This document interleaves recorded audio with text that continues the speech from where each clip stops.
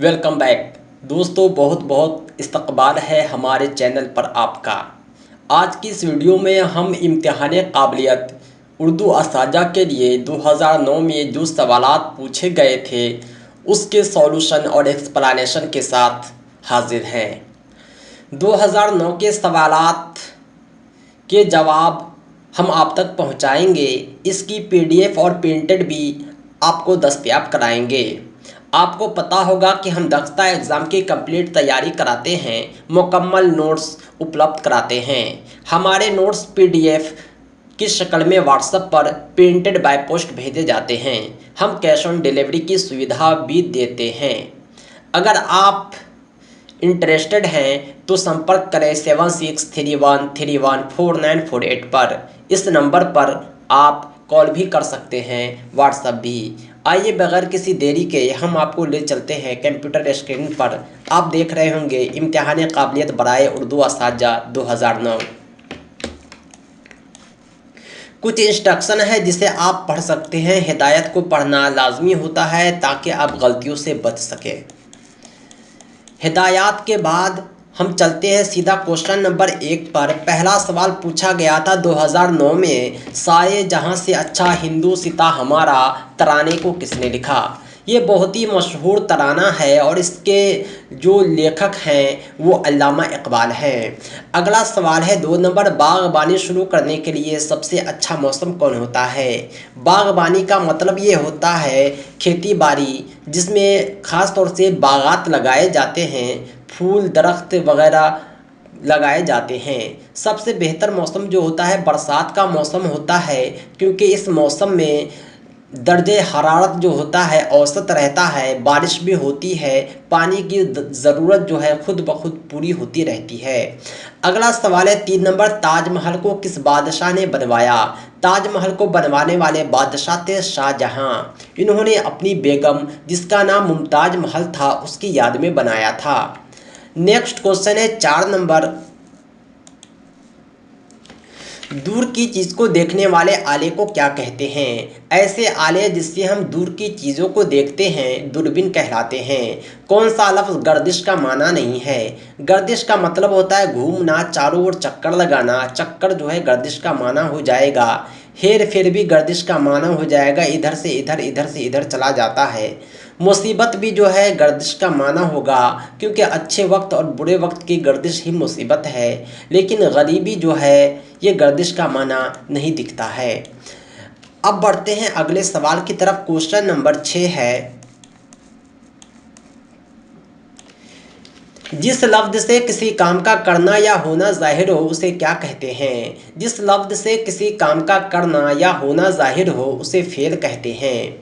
आमदो रफ्त का क्या मतलब है। आमदो रफ्त का मतलब होता है आना जाना। नेक्स्ट क्वेश्चन है 8 नंबर, लब पे आती है दुआ बन के तमन्ना मेरी, ये दुआ किसने लिखी है। इस दुआ के लेखक भी अल्लामा इकबाल हैं। नेक्स्ट क्वेश्चन है 9 नंबर, दीवान आम और दीवान ख़ास किस तारीखी इमारत का हिस्सा है। दीवान कहते हैं दरवाजे को। एक तारीखी इमारत है जिसमें 2 दरवाजे थे। एक का नाम था दीवान आम जिससे रियाया आती थी जाती थी। एक था दीवान ख़ास जो बादशाह के लिए ख़ास था।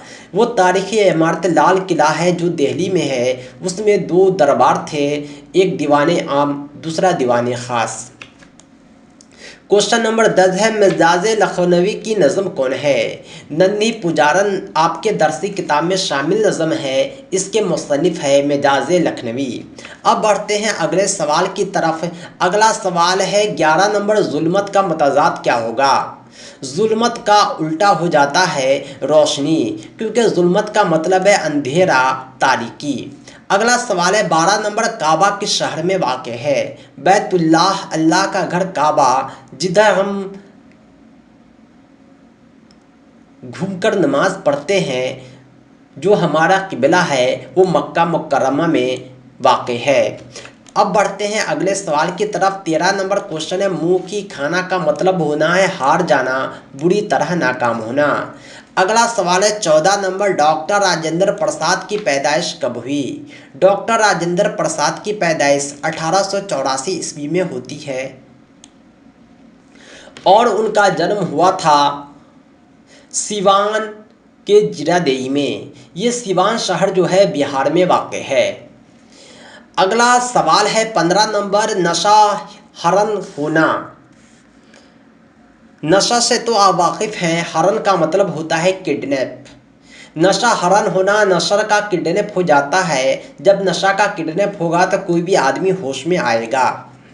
अब बढ़ते हैं अगले सवाल की तरफ। 16 नंबर क्वेश्चन है, कौन सा लफ्ज़ लागर का माना नहीं है? लागर का मतलब होता है कमज़ोर। कमज़ोर को दुबला भी कहते हैं, नहीफ भी कहते हैं, लेकिन गुरूर वाला, घमंडी लागर का माना नहीं है। एक नज़म है आपकी दरसी किताब में, रात और रेल। इसके मुसन्निफ़ है मेदाज। अगला सवाल है 18 नंबर, मीम शब्द का मतलब क्या है? मीम का मतलब होता है आधा। आपने एक कहावत सुना होगा, नीम हकीम खतरे जान, नीम मुल्ला खतरे ईमान। मीम का मतलब ही आधा है। हकीम को नीम, मुल्ला को आधा कहा गया है। यहाँ पर नीम शब्द का मतलब हो जाएगा आधी रात, क्योंकि शब्द का मतलब होता है रात। 19 नंबर सवाल है, इस्म किसे कहते हैं? इस्म जो है कहते हैं ख़ास तौर से नाम को कहते हैं। अगला सवाल है 20 नंबर, कौन सा लफ्ज़ सही है? यहाँ आपको जो है तलफ़ुज़ देखना है। नमाज जो लिखा जाता है वो ज़े से लिखा जाता है, न कि ज़ाल ज़ो ज़ाद से। अगला सवाल है 21। यहाँ पर जो है हुरूफ की तरतीब देखना है और सही तरतीब पहचानना है। सबसे पहले सीन आता है, उसके बाद शीन, उसके बाद साद, उसके बाद ज़ाद। सही जवाब है ऑप्शन 3। नेक्स्ट क्वेश्चन है, हज़रत मोहम्मद सल्लल्लाहु अलैहि वसल्लम की वफ़ात किस शहर में हुई? हज़रत मोहम्मद सल्लल्लाहु अलैहि वसल्लम की पैदाइश मक्का शहर में होती है और वफ़ात मदीना शहर में। नेक्स्ट क्वेश्चन है, माबूद के माना है? माबूद कहते हैं जिसकी इबादत की जाए। हम लोग अल्लाह की इबादत करते हैं, अल्लाह हमारा माबूद है। हम अल्लाह के बंदे हैं, यानी अब्द हैं, इसलिए हम खुद को आबिद कहते हैं, इबादत करने वाला। और जिसकी इबादत की जाए वो है माबूद। सही जवाब हो जाएगा ऑप्शन 2। नेक्स्ट क्वेश्चन है, कौन सा लफ्ज़ जमा है? यहाँ पर फ़र्द की जमा होता है अफराद। सही जवाब है ऑप्शन 1। नेक्स्ट क्वेश्चन है 25 नंबर, गुरु नानक किस मज़हब के बानी थे? गुरु नानक सिख मज़हब के बानी थे। नेक्स्ट क्वेश्चन है, बरसात में बोई जाने वाली फसलों जैसे धान, मक्का वगैरह दर्ज झैल में से कहते हैं। ऐसी फसल जिसकी बुआई बरसात में होती है और कटाई अक्टूबर नवंबर में ठंडी से पहले होती है, उस फसल को खरीफ फसल कहते हैं। धान हो गया, मक्का हो गया, जौ हो गया, गन्ना हो गया, ये सब खरीफ फसल है। खरीफ फसल को पानी की ज़रूरत ज़्यादा होती है, इसलिए यह बरसात के मौसम में बोई जाती है। एक और फसल होती है रबी फसल, ये ठंडी में बोई जाती है और गर्मी से पहले काट ली जाती है। क्योंकि रबी फसल में पानी की ज़रूरत काफ़ी कम होती है, एक बार ही पानी पटा दें तो काफ़ी है। ज़मीन में नमी है तो उसकी भी ज़रूरत नहीं है। नेक्स्ट क्वेश्चन है 27, हवा मुख्तलिफ गैसों से मिलकर बनती है। दरअसल में कौन सी गैस किसी चीज़ को जलाने में मददगार साबित होती है? हवा में कार्बन डाइऑक्साइड, ऑक्सीजन, नाइट्रोजन सभी गैस होते हैं, लेकिन ऑक्सीजन गैस का काम है जलाना। नेक्स्ट क्वेश्चन है, ज़मीन किस सिमत से किस सिमत घूमती है? ज़मीन जो होती है पश्चिम से पूरब की ओर घूमती है। नेक्स्ट क्वेश्चन है 29, पौधे अपनी जड़ों के ज़रिए मिट्टी से क्या क्या हासिल करते हैं? पौधे जो होते हैं अपने जड़ों के ज़रिए पानी और मादनियात, जिसे खनिज लवण कहते हैं, सब कुछ हासिल करते हैं। नेक्स्ट क्वेश्चन है, हरे पत्ते में क्या होता है? हरे पत्ते में क्लोरोफिल होता है। सही जवाब है ऑप्शन 2। नेक्स्ट क्वेश्चन है 31 नंबर, काम करने की कुव्वत क्या कहलाती है? कार्य करने की शक्ति को क्या कहते हैं? उसे ताकत कहते हैं, ऊर्जा कहते हैं। सही जवाब है ऑप्शन 3। नेक्स्ट क्वेश्चन है, सलीम को घेगा रोग हो गया है। घेगा एक बीमारी है जिसमें गले के पास गट्ठर बन जाता है। ये रोग किसकी कमी से होता है? घेगा रोग का कारण है आयोडीन की कमी। नेक्स्ट क्वेश्चन है 33 नंबर, दर्जे हरारत को नापने का पैमाना क्या है? दर्जे हरारत जिसे टेम्परेचर कहते हैं उसे सेंटीग्रेड में मापा जाता है। नेक्स्ट क्वेश्चन है 34 नंबर, बिहार का शोक नाम से किस नदी को जाना जाता है?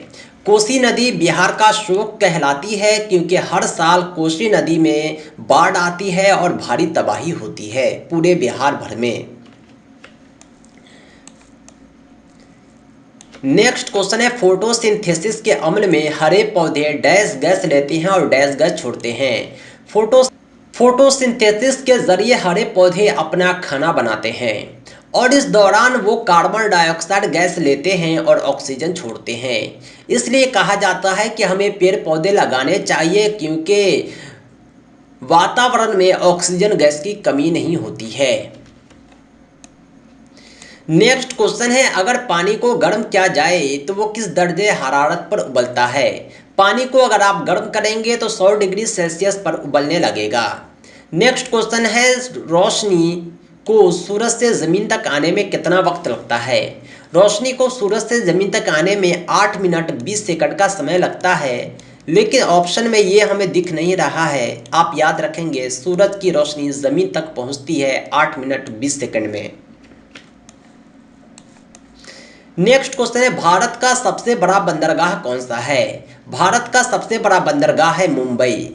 चिपको तहरीक का ताल्लुक किससे है? चिपको तहरीक का ताल्लुक है जंगलों की हिफाजत से। इसमें क्या होता था कि जंगल से चिपक कर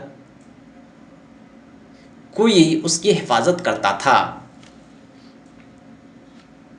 सुंदरलाल बहुगुणा नामक व्यक्ति चिपको आंदोलन के लिए जाना जाता है। नेक्स्ट क्वेश्चन है 40 नंबर, जेल में कौन सा पेट्रोलियम प्रोडक्ट नहीं है? पेट्रोल, डीजल, केरोसिन तेल, तीनों के तीनों पेट्रोलियम प्रोडक्ट हैं, ज़मीन के नीचे से आते हैं, जबकि सरसों का तेल पेट्रोलियम प्रोडक्ट नहीं है। नेक्स्ट क्वेश्चन है 41, 3/4 को फीसद शक्ल क्या होगी? फीसद शक्ल का मतलब होता है परसेंटेज में बदलना है। 3/4 हमने लिखा है, उसको परसेंटेज में बदलने के लिए 100 से गुना करेंगे। 4 से 100 जो है 25 बार में कट जाएगा, 25 या 75 सही जवाब सामने है। नेक्स्ट क्वेश्चन है 2/5 में कुव्वत क्या है? कुव्वत कहते हैं पावर को, यहाँ पर पावर 5 है, इसलिए सही जवाब ऑप्शन सी है। नेक्स्ट क्वेश्चन है 1296 का जज़ उल मुरब्बा, जिसे वर्गमूल कहते हैं, स्क्वायर रूट कहते हैं, आपको हासिल करना है। 1296 इसका जज़ुल मुरब्बा हासिल करने के लिए सबसे पहले आप 3 से भाग देंगे। 3 क्या 9 आता है, 396। आप 3 में 3 जोड़ेंगे 6 आएगा, 6 से गुना करेंगे तो ये जो है पूरा पूरी कट जाएगा, यानी 36 आता है। इसे आप चेक कर सकते हैं, 36 को 36 से जब गुना करेंगे तो 1296 ही आएगा। नेक्स्ट क्वेश्चन है 90 डिग्री के जाविये को क्या कहते हैं? 90 डिग्री के जाविये को जाविया कायमा कहते हैं। नेक्स्ट क्वेश्चन है मुसल्लस के तीनों जाविये का जोड़ है। मुसल्लस के जो तीनों जाविये होते हैं, कोण होते हैं, उसका जोड़ 180 डिग्री होता है। नेक्स्ट क्वेश्चन है मुरब्बा का अहाता है। मुरब्बा कहते हैं स्क्वायर को जिसकी लंबाई और चौड़ाई बराबर हो। अहाता कहते हैं इसके चारों ओर की लंबाई को। मुरब्बा का जो अहाता होता है इसकी लंबाई का 4 गुना होता है, क्योंकि चारों लंबाई आपस में बराबर है, इसलिए सही जवाब हो जाएगा जिला गुने 4। मुस्ततिल का रकबा है। मुस्ततिल कहते हैं रेक्टेंगल को जिसकी लंबाई चौड़ाई आपस में बराबर न हो। इसका रकबा क्षेत्रफल निकालने के लिए हम लंबाई को चौड़ाई को दोनों को आपस में गुना कर देंगे। सही जवाब हो जाएगा ऑप्शन ए। नेक्स्ट क्वेश्चन है 68, एक दायरे का निस्फ कतर 7 सेंटीमीटर है तो इसका मुहित होगा। दायरा कहते हैं वृत्त को, निस्फ कतर कहते हैं त्रिज्या को, रेडियस को। यहाँ पर ये 7 सेंटीमीटर दिया हुआ है, तो इसका मुहित यानी चारों ओर की लंबाई पूछ रहा है, जिसको निकालने का फॉर्मूला होता है 2πr, 2×22/7 गुने r की वैल्यू 7 है। 7 से 7 कटेगा, 22 दूना 44, सही जवाब ऑप्शन। नेक्स्ट क्वेश्चन है 69 नंबर, मुरब्बा का एक ज़िला 5 सेंटीमीटर है तो उसका रकबा कितना हो जाएगा। मुरब्बा का एक ज़िला जो है 5 सेंटीमीटर है, रकबा निकालने के लिए आप भुजा स्क्वायर करेंगे, 5 को 5 से गुना करेंगे, 25 आएगा। नेक्स्ट क्वेश्चन है पाई की कीमत क्या है। मैथमेटिक्स में पाई का इस्तेमाल बराबर होता है, पाई की जो कीमत होती है 22/7 होती है। इसे 3.14 भी लिख सकते हैं। नेक्स्ट क्वेश्चन है 71, एक फेल तालिब इल्म के लिए आपका बर्ताव कैसा होना चाहिए। जो तालिब इल्म फेल हो जाए इम्तिहान में, उसके लिए बर्ताव जो है मुतासिर करने वाला हो, क्योंकि आपकी बातों से वो मुतासिर हो जाए और एक नए जोश और जज्बे के साथ इम्तिहान की तैयारी शुरू करे। नेक्स्ट क्वेश्चन है सीखने के अमल का कौन सा तरीका तलबा के लिए मौसर है। सीखने के अमल के बहुत सारे तरीके होते हैं, लेकिन सबसे बेहतर तरीका है खुद करके सीखना। लर्निंग बाय डूइंग सबसे मौसर तरीका होता है। नेक्स्ट क्वेश्चन है मजहबी तालीम का फ़ायदा क्या है। मजहबी तालीम धार्मिक शिक्षा का फ़ायदा होता है कि तलबा में अच्छे किरदार की तामीर होती है। दुनिया का कोई भी मजहब अच्छाई की बात ही सिखाता है, चोरी करना गलत कहता है और हर गलत बातों से रोकता है। अगर तलबा को मजहबी तालीम दी जाए तो तलबा के अंदर अच्छे किरदार की तामीर होगी। नेक्स्ट क्वेश्चन है 74 नंबर, प्राइमरी सतह पर तालीम किस ज़बान में दी जानी चाहिए। प्राइमरी सतह पर तालीम मादरी ज़बान में दी जानी चाहिए। नेक्स्ट क्वेश्चन है 75 नंबर, अगर हेडमास्टर किसी टीचर से नाराज़ है तो टीचर को क्या करना चाहिए। हेडमास्टर टीचर से नाराज़ हैं तो चाहिए कि टीचर हेडमास्टर से मिलकर उसके शकों को दूर करे, क्योंकि जब तक आपसी बातचीत नहीं होगी पता नहीं चलेगा किस वजह से आपसी नाराज़गी है। नेक्स्ट क्वेश्चन है इमदादी सामान का इस्तेमाल करते वक्त आप सबसे ज़्यादा किसे अहमियत देंगे। जो इमदादी अशिया होती हैं, सहायक सामग्री होती हैं, उसका इस्तेमाल करते वक्त आपको चाहिए कि सीखने के अमल की सहूलियत को ध्यान में रखें। अगला सवाल है प्राइमरी सतह के तलबा को पौधों के बारे में पढ़ाने के लिए सबसे अच्छा तरीका क्या है। हम प्राइमरी सतह के तलबा को पौधों के बारे में पढ़ा रहे हैं तो बेहतर यह है कि हम तलबा को बाग में ले जाएं और प्रैक्टिकल पौधों के बारे में बतलाएं। नेक्स्ट क्वेश्चन है 78, अगर एक तालिब इल्म अक्सर स्कूल देर से आता है तो आपका रद्द अमल क्या होगा। तालिब इल्म स्कूल देर से आता है तो हम उससे दरियाफ्त करेंगे कि आखिर वजह क्या है कि तुम देर से आते हो। जब तक हम कारण नहीं जानेंगे हमें समझ में नहीं आएगा बच्चे किस वजह से देर से आ रहे हैं। नेक्स्ट क्वेश्चन है 80 नंबर, टीचर के तौर पर आप बच्चों में ईमानदारी जैसी खूबियाँ कैसे फ़रोग़ देंगे। टीचर के तौर पर बच्चों को ईमानदारी का पाठ पढ़ाना है तो आप उसे एक मिसाली नमूना पेश करेंगे। ये नमूना बच्चे सीखेंगे और अपनी ज़िंदगी में उतारेंगे। नेक्स्ट क्वेश्चन है 88, झैल में किस तलबा को अच्छा मानते हैं। आपके क्लासरूम में बहुत सारे तलबा होते हैं, चुपचाप बैठने वाले तलबे अच्छे नहीं हो सकते, जो महदूद बातचीत करते हैं वो अच्छे नहीं हो सकते, जो टीचर से हमेशा सवाल पूछते रहते हैं वो बच्चे बेहतर होते हैं, क्योंकि सवाल पूछने से जो है क्वेश्चन कन्फ्यूजन दूर होते हैं और पढ़ने पढ़ाने का माहौल बेहतर हो जाता है। नेक्स्ट क्वेश्चन है 89, अगर कोई तालिब इल्म आपसे सवाल पूछता है और आप उसका जवाब अच्छी तरह नहीं जानते हैं, इस हालत में आप क्या करेंगे। तालिब इल्म ने हमसे सवाल पूछा, एज आ टीचर हम उसके प्रश्नों का उत्तर नहीं दे पाए। बेहतर यह है कि हम उसे ये भरोसा दिलाएंगे कि बाबू तुम्हारे सवाल का जवाब हम मालूम करके आपको अगले दिन बतला देंगे। इससे क्या होगा कि बच्चे को आप पर एतमाद बढ़ेगा कि सर जो कुछ भी बतलाते हैं सही बतलाते हैं, पता नहीं रहता है तो पता करके बतलाते हैं लेकिन गलत नहीं बतलाते। नेक्स्ट क्वेश्चन है 90 नंबर। आपके कुछ टीचर साथी हैं वो बीड़ी सिगरेट वगैरह पीते हैं, स्कूल में भी बीड़ी पीते हैं, तो आप क्या करेंगे? बेहतर यह है कि आप उनसे जो मिलकर उसे बीड़ी सिगरेट से सेहत पर पड़ने वाले नुकसान को बतलाएंगे। जब बच्चे नुकसान को समझेंगे, जब उस्ताद नुकसान को समझेंगे तो खुद इससे परहेज करेंगे और इसका असर बच्चों पर भी पड़ेगा।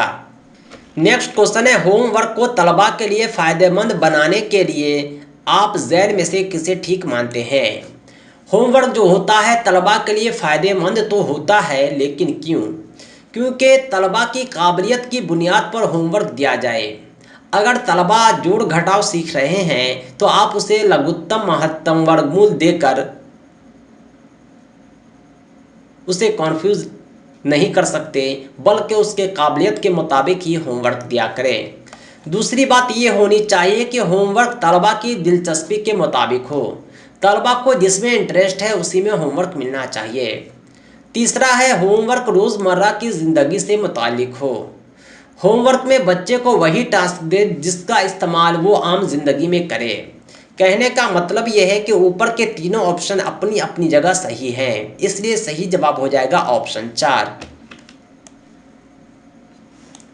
नेक्स्ट क्वेश्चन है 92 नंबर। कंप्यूटर के ज़माने में टीचर की अहमियत कम हो रही है, इसके मुतालिक आपकी क्या राय है? क्या आपको लगता है कि कंप्यूटर के ज़माने में टीचर की अहमियत नहीं रही या कम हो रही है? तो इसका जवाब ये होगा कि टीचर की अहमियत कभी कम नहीं हो सकती। कंप्यूटर की अहमियत अपनी जगह है और टीचर की अहमियत अपनी जगह है। कंप्यूटर की मदद से क्लासरूम में टीचिंग बेहतर बन जाती है। तीसरा फ़ायदा ये होता है कि कंप्यूटर का इस्तेमाल हर तरह की तदरीस के लिए नहीं किया जा सकता। जहाँ ज़रूरत टीचर की है वहाँ टीचर ही टीच करते हैं, न कि कंप्यूटर। सही जवाब है ऊपर के तमाम ऑप्शन। नेक्स्ट क्वेश्चन है 93। तलबा को उनकी प्रोग्रेस के बारे में जानकारी देने से तलबा खुश होते हैं? क्या हौसलामंद होकर अच्छा काम करते हैं? क्या पाबंद हो जाते हैं? क्या उनका हौसला पस्त हो जाता है? अगर तलबा को उनकी प्रोग्रेस के बारे में जानकारी दी जाए तो बच्चे खुश तो होते ही हैं, लेकिन उनका हौसला काफ़ी बढ़ जाता है और उसका फ़ायदा ये होता है कि वो अपनी मेहनत को जारी रखते हैं और पहले से भी ज़्यादा कामयाबी की उम्मीद रखते हैं। नेक्स्ट क्वेश्चन है 94। आपके क्लास में पढ़ाते वक्त एक तालिब इल्म पीछे बैठकर अक्सर खाका बनाता है, आपको क्या करेंगे? आप उसे क्लास में पढ़ाए जा रहे मजमून पर ध्यान देने को कहेंगे। तालिब इल्म आपकी बातों को इग्नोर कर रहे हैं, पीछे बैठकर खाका बना रहे हैं, तो आप उनसे कहेंगे कि जो पढ़ाया जा रहा है उसे ध्यान से सुनो। नेक्स्ट क्वेश्चन है 95। अगर एक बच्चा क्लास में अमली तौर पर बहुत सुस्त है तो आप उसे क्या करेंगे? सज़ा देंगे, नज़रअंदाज करेंगे, उससे मुतालिक वजूहात जानने की कोशिश करेंगे, शिकायत हेड मास्टर से करेंगे? बच्चा आपकी बातों को सुन नहीं रहा है, अमली रद्दे अमल उनका सुस्त है, तो आप जो है वजूहात जानने की कोशिश करेंगे। क्या बच्चा वो सब जानता है जो आप पढ़ा रहे हैं? क्या बच्चा को आपकी बात पसंद नहीं है? जिस वजूहात से वो आपकी बातों को सुन नहीं रहे हैं, उनका रद्दे अमल सुस्त है, उसका आप उपाय तलाशेंगे। नेक्स्ट क्वेश्चन है 96। खेल एक अमल है जिसका इस्तेमाल किया जाता है। खेल जो है इसका इस्तेमाल बच्चों को पढ़ाने में भी होता है, बच्चों को चुस्त दुरुस्त बनाने में भी होता है, बच्चों को सिखाने में भी होता है। यानी खेल का इस्तेमाल जो है आप सभी जगह कर सकते हैं। नेक्स्ट क्वेश्चन है 97। बच्चों के सीखने पर सबसे ज़्यादा असर पड़ता है। बच्चों के सीखने पर सबसे ज़्यादा जो असर पड़ता है ज़हनी अहलियत का पड़ता है, उसका कितना मेंटल डेवलपमेंट है उसी आधार पर बच्चे सीखेंगे। नेक्स्ट क्वेश्चन है, मालूमाती मकासद का ताल्लुक है। मालूमाती मकासद का ताल्लुक दिमाग से है। नेक्स्ट क्वेश्चन है, तदरीस में इमदादी सामान सहायक सामग्री का इस्तेमाल किया जाता है। तदरीस में इमदादी सामान का इस्तेमाल होता है तदरीस को एक अहम तरीका बनाने के लिए, तदरीस को दिलचस्प बनाने के लिए, तदरीस को ज़्यादा फितरी और फ़ायदेमंद बनाने के लिए। यानी सब के सब ऑप्शन अपनी जगह सही हैं। नेक्स्ट क्वेश्चन है 100 नंबर, हिंदुस्तान के आईन के किस दफ़ा में तालीम को बुनियादी हुकूक बताया गया है। हिंदुस्तान के आईन का दफ़ा नंबर 351, इसमें तालीम को बुनियादी हुकूक बताया गया है। तालीम हर किसी का बुनियादी हक है। दोस्तों ये थे 100 सवालात जो दक्षता एग्ज़ाम 2009 में उर्दू शिक्षक से पूछे गए थे। इम्तिहान काबिलियत बराए उर्दू असातिज़ा के कुल 100 सवालात हमने आपको सॉल्व कराए हैं। अगर आप इसकी PDF चाहते हैं और इसके साथ साथ दक्षता एग्ज़ाम के कंप्लीट नोट्स चाहते हैं, हमारे सभी मॉक टेस्ट प्रैक्टिस सेट हासिल करना चाहते हैं, तो हमसे रब्ता करें 7631314948 पर। और हाँ, हम all teaching exams BPSC teacher CTET सहित बहुत सारे इम्तिहान की मुकम्मल तैयारी कराते हैं। हमारे नोट्स कैश ऑन डिलीवरी पर भी भेजे जाते हैं। दोस्तों आज के लिए इतना ही, बहुत बहुत शुक्रिया।